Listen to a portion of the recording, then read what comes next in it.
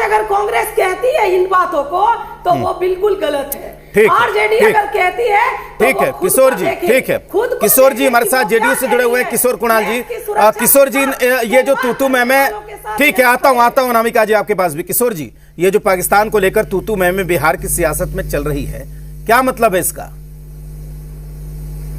देखिए मेरा स्पष्ट मानना है और हमारी पार्टी का स्पष्ट मानना है कि जब देश का मामला हो, युद्ध की स्थिति हो, तो आपस में किसी भी तरह के आरोप प्रत्यारोप से बचना चाहिए।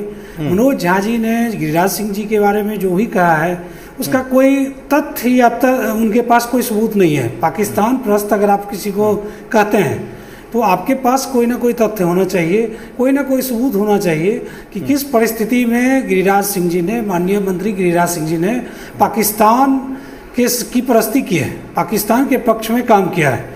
अगर उनके पास कोई तथ्य नहीं है तो उन्हें इस तरह के बयानों से बचना चाहिए।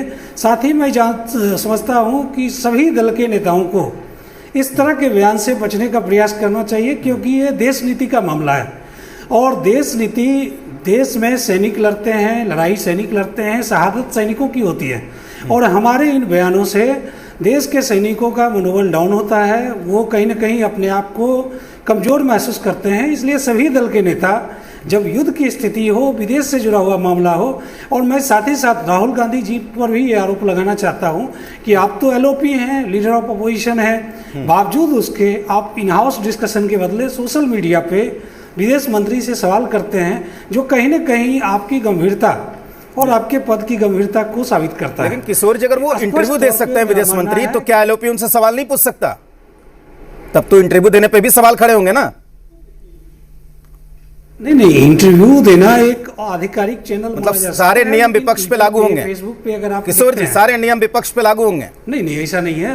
नहीं, आपके बोलने का मतलब तो यही है। देखिए नियम सब पे लागू होगा, नियम सब पे लागू होगा, चूंकि विदेश मंत्री एक आधिकारिक पद है और उनसे मीडिया के द्वारा पूछे जाने पर उन्होंने बोला था।